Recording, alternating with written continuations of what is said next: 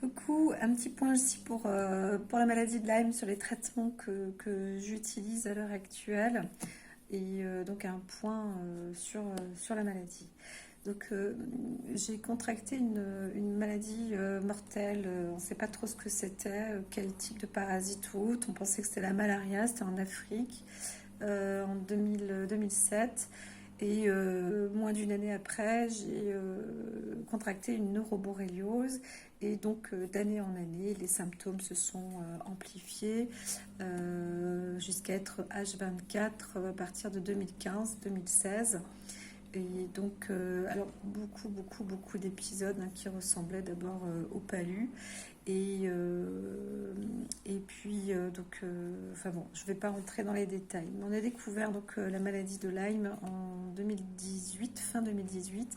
Et j'ai eu un traitement allopathique qui consistait à avoir à peu près 6 grammes d'antibiotiques. Alors c'était entre 3 et 6 antibiotiques différents par jour, plusieurs fois par jour, avec des antirétrovirus, des antiviraux, des antiparasitaires et des antifongiques. À côté de ça aussi, quelques vitamines, bien évidemment. Et voilà, alors cortisone, j'en avais, mais je n'utilisais pas. Les antidouleurs, je n'utilisais pas parce que au préalable, on m'a quand même surdosé à un moment en opiacés, etc. Et combien même, justement, ça ne fonctionnait pas. Et c'est pour ça que en médecine, il y a eu insistance à me donner plus des Laroxyl et toutes ces saloperies qui ne servaient à rien du tout.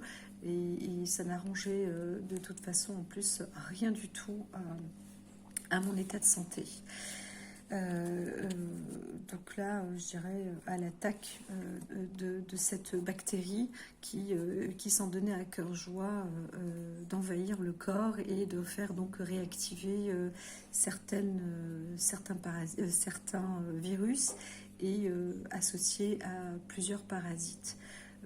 Donc bon, je ne vais pas sortir toute la science et puis les scientifiques, si vous voulez vous renseigner un peu sur les comportements des spirochètes et de la borréliose et neuroborréliose, c'est sûr que maintenant il y a beaucoup de posts qui sont assez justes, notamment du professeur Perron, docteur Telière. C'est vrai que c'est plutôt bon. C'est plutôt bon, c'est plutôt juste. Et docteur Horowitz, c'est quasi très juste aussi. Donc voilà. Et à l'heure actuelle, donc pour moi, j'ai plus d'invasion infectieuse, si ce n'est que un petit peu, parce que je le sens, mais un comportement aussi palu, donc des petites crises comme ça de paludisme qui viennent une fois par semaine, donc ça va. Et là-dessus, j'utilise donc la plante Artemisia qui fonctionne très bien. Par contre, c'est 12 grammes pour la journée. Alors, je suis en fièvre, je grelotte, je transpire, je suis vraiment dans l'état palu et je le prends à temps, je le prends tout de suite. Dès que je vois que la fièvre monte, que tout se met en état grippal, que je suis en état grippal, là j'attends pas. Et donc bien évidemment, c'est la journée qui passe. Mais donc voilà, 12 grammes et sur 2 litres passés de boisson. Ensuite, je prends la vitamine B8. Je dis des bêtises, c'est la vitamine B6 que je prends et la B9 en ce moment. Pour aider aussi un peu à restructurer le foie, les reins. Parce que j'ai toujours des soucis à ce niveau-là. Et puis, je prends aussi ce qu'on appelle de l'arginine parce que je transpire de l'ammoniac. Voilà. Donc autrement, je peux toujours très difficilement marcher, mais je le fais quand même quotidiennement. C'est à pas de souris.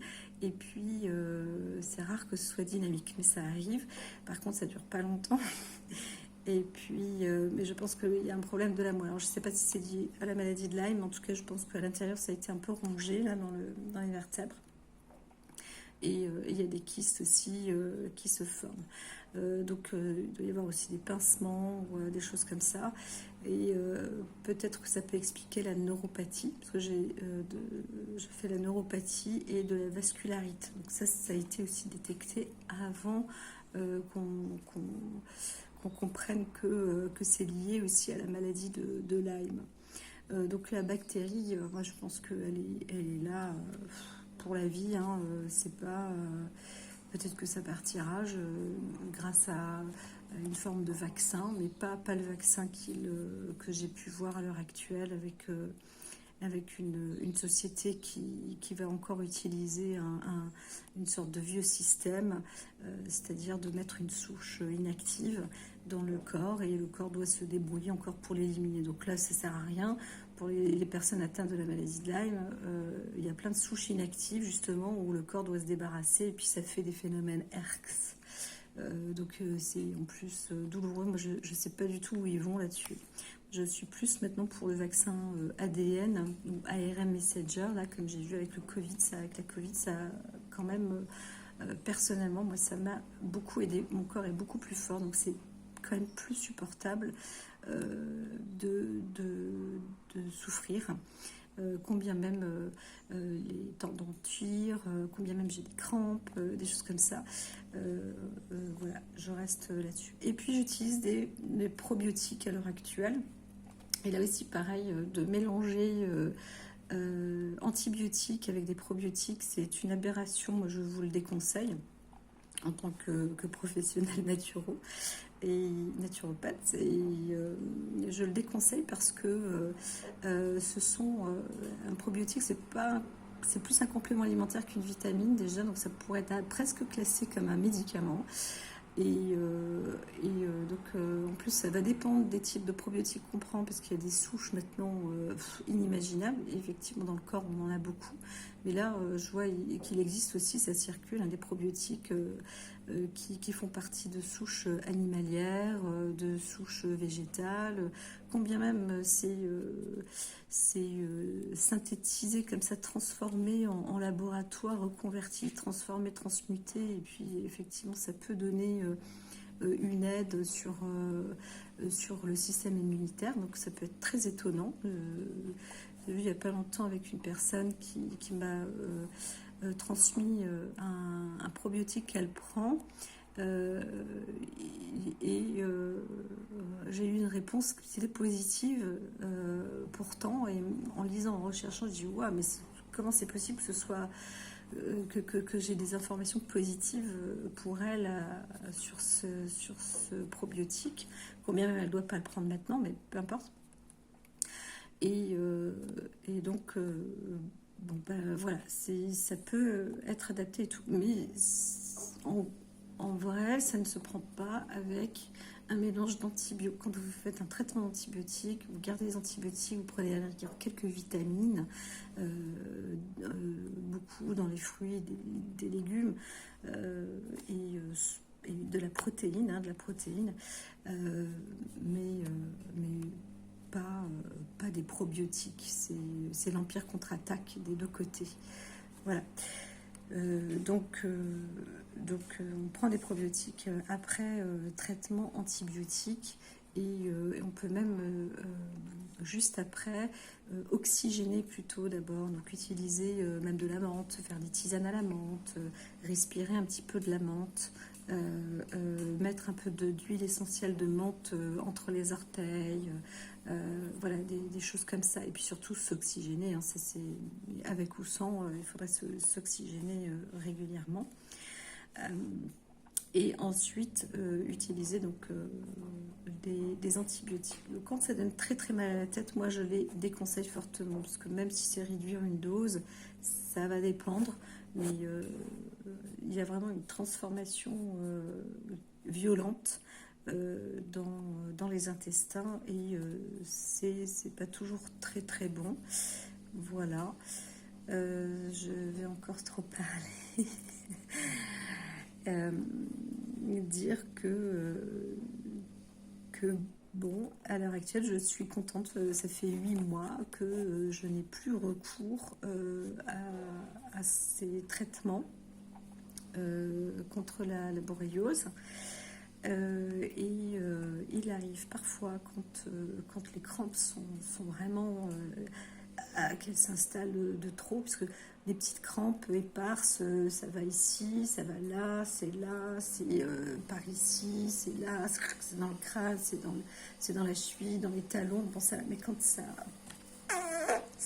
se crampe partout, c'est horrible et le corps parfois ça convulse, c'est vraiment, et c'est douloureux, c'est inutile et en plus c'est dangereux parce que les tendons prennent vraiment une claque. Donc, voilà. Alors moi ça me prévient souvent, ça prévient, j'ai les extrémités des tendons, tout qui s'affaiblissent, les jambes qui tremblent, le corps commence à perdre en force, entre guillemets, combien même j'en ai beaucoup plus qu'avant, comme je le disais, grâce à ces vaccins. Eh bien, si je vois que ça perdure, je prends le myo-relaxant. Donc, il me faut un demi-gramme à 1 gramme pour que le corps puisse se calmer. Et je prends 2 Codoliprane. Voilà. Donc, mais ça va dépendre. Des fois, je n'ai pas besoin, mais quand c'est comme ça, j'ai pas le choix. Il n'y a pas le choix. Et du coup, les muscles arrivent à se décontracter parce qu'il y a du courant qui passe. Hein. Ça, vraiment, ça fait des coups de jus. Ça part comme ça. Le système est complètement amorphe et puis c'est pas la peine d'insister.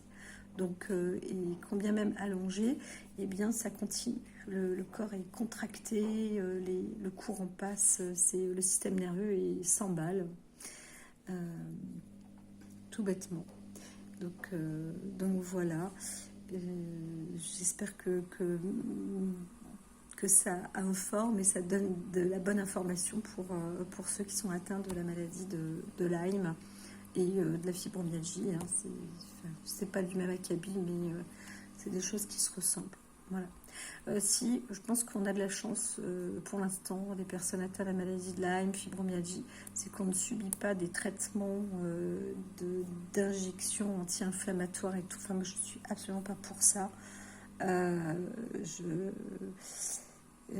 sais que c'est redoutable pour tout ce qui est protéines, estomac, pour tout ce qui est pour les organes en fait. Donc je ne suis pas pour tous les traitements allopathiques. Mais c'est vrai que les antibiotiques, eh bien les probiotiques ne peuvent pas remplacer les antibiotiques. Hein. Ça, c'est du pipotage. Hein. C'est du pipotage en grand. Parce que avant qu'on connaisse la maladie et tout, j'en prenais et ça marche absolument pas. J'ai pas réussi à me guérir.